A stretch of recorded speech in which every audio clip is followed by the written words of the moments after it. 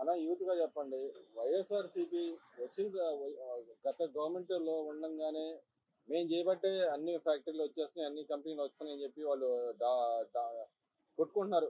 అంటే దాన్ని ఓదర కొడుతున్నారు. ఓదర కొడతా ఉన్నారు. దాన్ని ఎలా చూస్తారు? ఏమండి, ఈ వైసీపీ ఎప్పుడు ఈ జగన్మోహన్ రెడ్డి నిద్రలేస్తే కళ్ళగంటం అతనికి అలవాటండి. అతను ఏమైనా కల్లో తెచ్చాడో ఏమో కానీ ఇంతకుముందు డల్లాస్లో చాలా దేశాల్లో జరుగుతున్న ఈవెంట్లకు వెళ్లకుండా, అక్కడ ఏంటంటే చలి ఎక్కువగా ఉంటుంది అని వెళ్లకుండా, ఇంత సమ్మిట్కి కూడా కంపెనీలు రావటానికి సమ్మిట్కి కూడా వెళ్లకుండా కోడిగుడ్డు మంత్రి చెప్పిన సందర్భం మర్చిపోయారేమో. ఒక్క కంపెనీ అంటే ఒక్క కంపెనీ రాలేదండి. పైగా రాకపోగా అంతకుముందు 14 to 19 చంద్రబాబు నాయుడు గారు తెచ్చిన జాకీ కంపెనీ కానీ, లుల్లు కంపెనీ కానీ, లుల్లు మాల్ కానీ, ఇట్లాంటి చాలా హెచ్సిఎల్ కానీ ఇట్లాంటి కంపెనీలు ఎన్నో తరిమేశారండి ఈ వైకాపా సైకోలు. ఇవాళ ఇంత జరిగినా కానీ ఇంకా జనం ఒక పక్క నమ్మట్లేదు, ఇలా గ్లోబల్స్ ప్రచారం నమ్మట్లేదని తెలిసి కూడా ఇంకా సిగ్గుచరం లేకుండా అబద్ధాలు చెబుతున్నారండి ఆ గుడివాడ అమర్నాథ్ కానీ, ఆ వైసీపీ బ్యాచ్ కానీ. ఏమండి, ఒక్క కంపెనీ మీ మొహం చూసి ఏ కంపెనీ అన్నా వస్తుందండి? ఏ కంపెనీ అన్నా?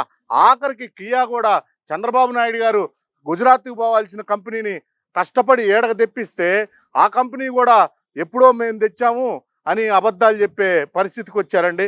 ఆ కంపెనీ దగ్గరకు కూడా మా వాటా ఎంత ఇస్తారు, మాకేమి ఇస్తారు అని దాని అనుబంధ సంస్థని, కియా అనుబంధ సంస్థని తమిళనాడు పోయేలాగా తరివేశారండి. వీళ్ళ వలన ఒక్క కంపెనీ కూడా రాలేదండి. 19 నుంచి 24 వరకు జగన్మోహన్ రెడ్డి లిక్కర్ కంపెనీలు అయితే బహుగుణంగా తెచ్చాడండి. చెత్త కంపెనీలు తీసుకురాగలిగాడు. జన ఆరోగ్యాన్ని చెడగొట్టాడు తప్పితే గంజాయి ఒకటి, మత్తు పదార్థాలు ఒకటి ఇంతవరకు దాగలిగాడు. కానీ జగన్మోహన్ రెడ్డి ప్రజలు బాగుపడేది, ప్రజలు సంతోషంగా ఉద్యోగాలు రావటం జగన్మోహన్ రెడ్డికి ఇష్టం లేదండి. అతనిచ్చే 10వ పరకతో ఆశపడి అతను ఏ దౌర్జన్యం చేసినా, ఎంత అవినీతి చేసినా క్వశ్చన్ చేయకూడదు అనుకునే మనస్తత్వం అండి. పిల్లలకు ఉద్యోగాలు వచ్చి అందరు బాగుపడితే క్వశ్చన్ చేస్తారు, క్వశ్చన్ చేయకూడదనే మనస్తత్వం అండి. ఆంధ్ర రాష్ట్రం బాగుపడటం జగన్మోహన్ రెడ్డికి ఇష్టం లేదండి. గడిచిన 5 ఏళ్లలో జగన్మోహన్ రెడ్డి బాగుపడ్డాడు కానీ ఆంధ్ర రాష్ట్రం అప్పుల పాలైందండి. అంతకుముందున్న 1000 కోట్లకి ఇప్పుడు 1,00,000 కోట్లు అయినాయండి అతని ఆదాయం.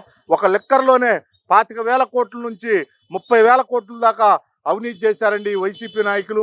ఇసుక అయితేమి, ఇతరితర బాక్సైట్ నుంచి అన్ని గ్రానైట్, గ్రావెలు, మట్టి అన్ని తవ్వేసి కొన్ని లక్షల కోట్లు లూటీ చేశారండి రాష్ట్రాన్ని. ఇవాళ ఎంత అప్పుల్లో ఉందంటే ఈ అసమర్థ జగన్మోహన్ రెడ్డి, ఈ సైకో జగన్మోహన్ రెడ్డి వల్లనే ఇంత బాధాకరంగా ఉందండి. ఆ రోజున పలనాటి పులని పేరండి డాక్టర్ కోడెల శివప్రసాద్ గారు. ఆరోగ్య శాఖ అయితే, పంచాయతీరాజ్ అయితే, హోమ్ అయితే, నీటిపారుదల అయితే అనేక శాఖలు చేశారు కోడెల శివప్రసాద్ గారు. కింగులాగా బతికాడు ఇంత మచ్చ లేకుండా. అలాంటి వ్యక్తిని కేవలం 1,50,000 ఫర్నిచరు, అది అతను లెటర్ రాశాడు. ఏమండి, ఇంతకుముందు నేను స్పీకర్గా ఉన్నాను, నా దగ్గర కొంత ఫర్నిచర్ మిగిలిపోయింది, మీరు దయచేసి ఈ ఫర్నిచర్ తీసుకెళ్ళగలరు, లేదంటే ఎంత కాస్ట్ కడితే అంత కాస్ట్ నేను ఇస్తానని చెప్పినా కానీ శివప్రసాద్ చివరికి శివప్రసాద్ గారు ఉరేసుకునేదాకా అతని నానా చిత్రహింసలు పెట్టి అతని క్యారెక్టర్ని ఎస్లాసేషన్ చేసి అనేక మంత్రిత్వ శాఖలు చేసి, నాకు తెలుసండి శివప్రసాద్ గారు 5 రూపాయల డాక్టర్ అని ప్రసిద్ధి అండి. ఎంతోమందికి వైద్యం కోసం వస్తే డబ్బులు లేకపోతే పర్లేదమ్మా అని పంపించిన సందర్భాలు ఉన్నాయి శివప్రసాద్ గారు. అలాంటి శివప్రసాద్ గారిని పొట్టను పెట్టుకున్నావు జగన్మోహన్ రెడ్డి.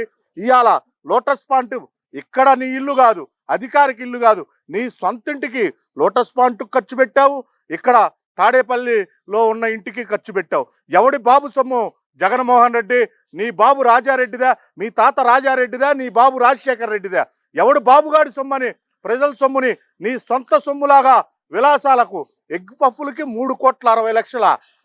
ఎంత దుర్మార్గం జగన్మోహన్ రెడ్డి! ప్రజల సొమ్ముతో జల్సా చేశావు. ప్రత్యేక ఫైట్తో వెళ్ళావు, అనేక దేశాలు వెళ్ళినా, మీ కూతురు దగ్గరికి వెళ్ళినా జనం నెత్తిన భారమయ్యావు జగన్మోహన్ రెడ్డి. ఇవాళ నువ్వు చెప్పే సుత్తి మాటలు జనం మీద ఎటువంటి చిత్తశుద్ధి లేదు. నీ సంపద, నీ అవినీతి, నీ అధికార దాహం తప్పితే ఈ 5 సంవత్సరాల్లో నువ్వు చేసింది ఏమి లేదు జగన్మోహన్ రెడ్డి. గుర్తుపెట్టుకో జగన్మోహన్ రెడ్డి, నువ్వు ఏ మాట చెప్పినా జనం నమ్మటానికి సిద్ధం లేరు. అలా జనం సిద్ధంగా లేకనే నీకు 11 సిద్ధమా అంటే 11 సీట్లు ఇచ్చారు జగన్మోహన్ రెడ్డి. బోడుగుండు కొట్టారు, నామాలు పెట్టారు జగన్మోహన్ రెడ్డి. అయినా సిగ్గు శరం లేకుండా ఈరోజు కూడా అనేక అబద్ధాలు చెబుతున్నావు, అనేక అబద్ధాలు చెప్తున్నావు. మొన్న అక్కడ ఘటన జరిగితే 17 మంది చస్తే అక్కడ సైకో అని మాత్రం మనోళ్ళు మంచి పేరు చెప్పారు సార్. జనవాడ ఒళ్ళుగాలి అల్లాడుతుంటే నవ్వుతాడండి, అదేందో నాకు అర్థం కాదు. శాడిస్ట్ బిహేవియర్, శాడిస్ట్ లాగా వాళ్ళ దగ్గర పోయి నవ్వుతాడు. అక్కడ పరామర్శించడానికి వెళ్ళినాడు, పరామర్శించాలి కదా. కానీ ₹1,00,00,000 పోతే నేను ధర్నా చేస్తా అంటున్నాడు కదా అసలు. ఆల్రెడీ కలెక్టర్ గారు వెళ్ళారండి, చెక్కులు ఇచ్చారు. ఇంత అయింది. ఇవన్నీ ఏం లేదండి, అతని అవినీతి ఆడ బయటకు వస్తుందో అని. ఎక్కడ అవకాశం దొరికితే, ఎక్కడ శవం దొరికితే శవాలు ఎత్తిపోతాడు జగన్మోహన్ రెడ్డి.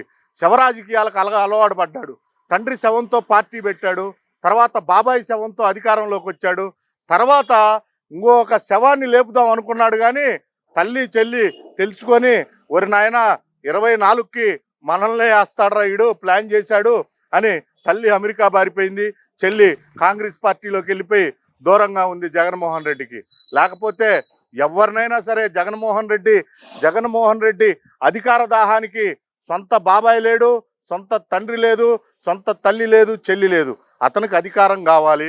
అధికారం కోసం ఎవరినైనా చంపడానికైనా, ఎవరినైనా అన్యాయం చేయటానికైనా జగన్మోహన్ రెడ్డి సిద్ధం. 5 సంవత్సరాల్లో ఎంతోమంది ఎస్సీ ఎస్టీల మీద దాడులు, ఎంతోమంది ఎన్నో అవినీతి. ఇవాళ చూస్తేనండి, వాళ్ళు రాజ్యసభ సభ్యులా, వాళ్ళు అసెంబ్లీ మెంబర్సా, వాళ్ళు ఎమ్మెల్సీలా, ఎన్ని అవినీతి భాగోతాలు, ఎన్ని రాసలేళ్ళండి. మరీ దుర్మార్గం. సభ్య సమాజం వస్తుందని కూడా లేకుండా లైవ్లోనే అసభ్య ప్రదర్శన చేస్తా, ఇంకా సిగ్గు శరం లేకుండా అవి మా వీడియోలు కాదని అంటున్నారు.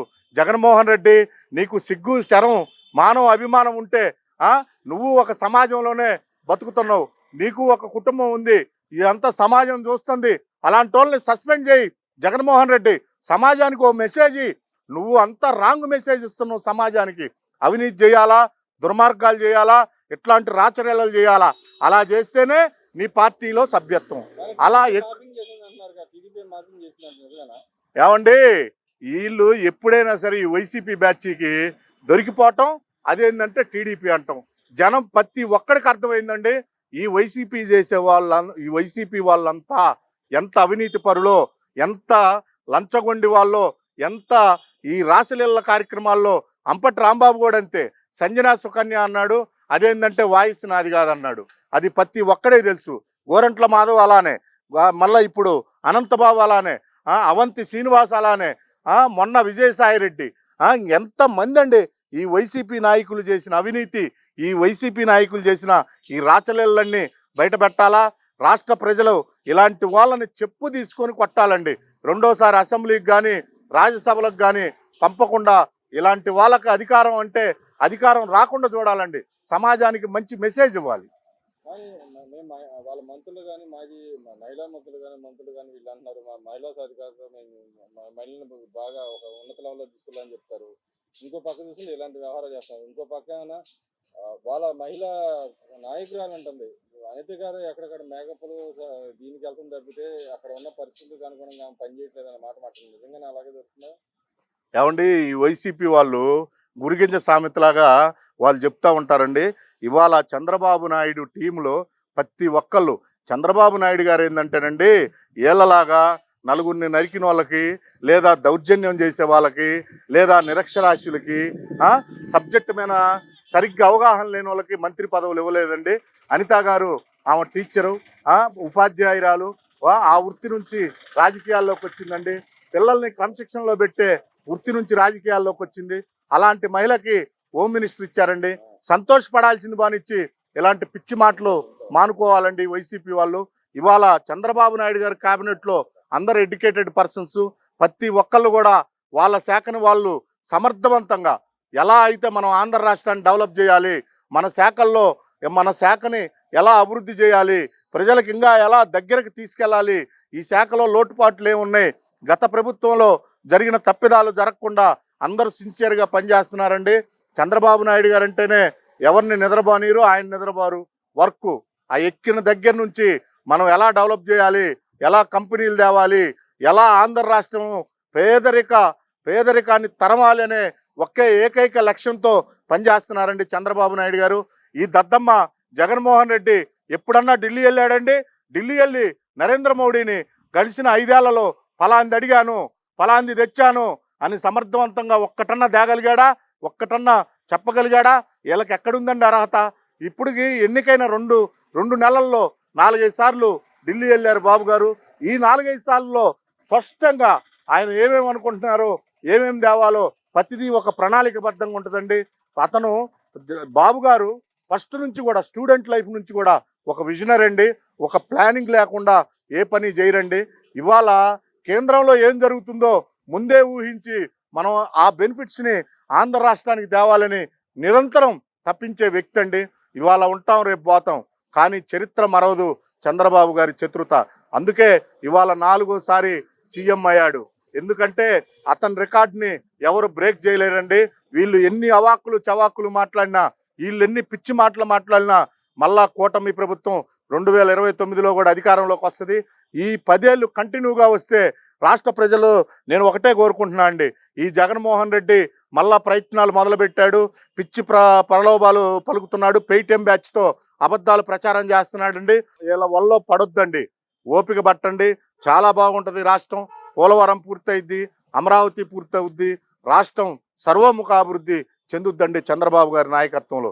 ఈ పేటీఎం బ్యాచ్కి చేత కాదు అవినీతి తప్పితే. పవన్ కళ్యాణ్ గారు కూడా అన్నారు, నేను చంద్రబాబు నాయుడు గారి దగ్గర నేర్చుకోవడానికి వచ్చిన ఇంత లోటు బడ్జెట్లో ఉన్న ఏ డిపార్ట్మెంట్ చూసినా రూపాయి లేకపోయినా కూడా ఆయన సమర్థవంతంగా ఈ 2 నెలల నుంచి పెన్షన్లు ఇస్తున్నారు, ఇంకో పక్కన జీతాలు ఇస్తున్నారు, అన్ని రకాలుగా స్టేట్ని డెవలప్ చేస్తుంటే వైసీపీ నాయకులు అంటా ఉన్నారు, నా మీద కానీ నాకేదో ప్రాణానికి ఇవ్వలేదు అది ఇది అని అన్నారు. కానీ నాకు అలాంటి భేదభావాలు ఏం లేవు, నా ప్రయత్నం నేను చేస్తాను, ఆయన ఏది చెప్పినా దానికి కనుక నేను సపోర్ట్గా ఉంటాను తప్పితే ఇలా చేసేవాడిని కాదని చెప్పి ఆయన వ్యాఖ్యలు చేసిన దాన్ని ఎలా చూస్తారు?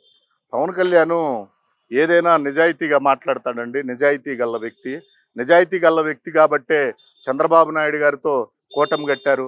ఎందుకంటే ఇద్దరు ఒకటే ఐడియాలజీ అండి. రాష్ట్ర ప్రజలు బాగుండాలి, రాష్ట్రం బాగుండాలి, అట్లా ఇద్దరి ఐడియాలజీ కలిసింది కాబట్టే ఇద్దరు నాయకులు ఇవాళ కలిశారు. వాళ్ళు కలిసింది వాళ్ళ వ్యక్తిగతమో వాళ్ళ స్వలాభం కోసమో కాదండి. పవన్ కళ్యాణ్కి పదవులు అవసరం లేదండి. అతనుకున్న ఫ్యాన్ ఫాలోయింగ్కి ఇవాళ ఎక్కడికి పోయినా ఏ సినిమా చేసుకున్నా కోట్లు వస్తాయి. కానీ ఎందుకు? రాష్ట్రం బాగుండాలా, ప్రజలు బాగుండాలా, అది అతని ఉద్దేశం. అయితే చంద్రబాబు నాయుడు గారికి సీఎం పదవి ఏం అవసరం లేదండి. ఎందుకంటే ఆల్రెడీ 3 సార్లు సీఎం చేశారు, గతంలో మంత్రులు చేశారు. ఆయన చేయని శాఖలు లేవు, ఆయనకు తెలియని విషయం లేదు. కానీ ఇవాళ చంద్రబాబు నాయుడు గారికి సీఎం పదవి అవసరంలా, కానీ బాబు గారు రాష్ట్రానికి కావాలి. ఎందుకంటే డెవలప్మెంట్ చేయాలన్నా, ఉద్యోగాలు రావాలన్నా, జగన్మోహన్ రెడ్డి లాంటి రాక్షసుని నియంత్రించాలన్నా అది ఒక్క చంద్రబాబు నాయుడు గారి వల్లనే అయింది. ఇప్పుడు 19 నుంచి 24 వరకు రాష్ట్రం పోయిన నష్టాన్ని మళ్ళా భర్తీ చేసి మళ్ళా రాష్ట్ర అభివృద్ధి ఖచ్చితంగా చంద్రబాబు నాయుడు గారు చేసి చూపిస్తారండి. ఆ నమ్మకంతోనే ఇద్దరు కలయిక జరిగిందండి. అందుకే నిన్న పవన్ కళ్యాణ్ గారు చాలా బాగా చెప్పారు, నాకు తెలియని విషయం నేర్చుకుంటాను. చంద్రబాబు నాయుడు గారి అనుభవం ఈ రాష్ట్రానికి చాలా అవసరమని నిగర్వంగా చెప్పాడు ఒక నాయకుడు. అలా చెప్పటం చాలా గొప్ప విషయం అండి.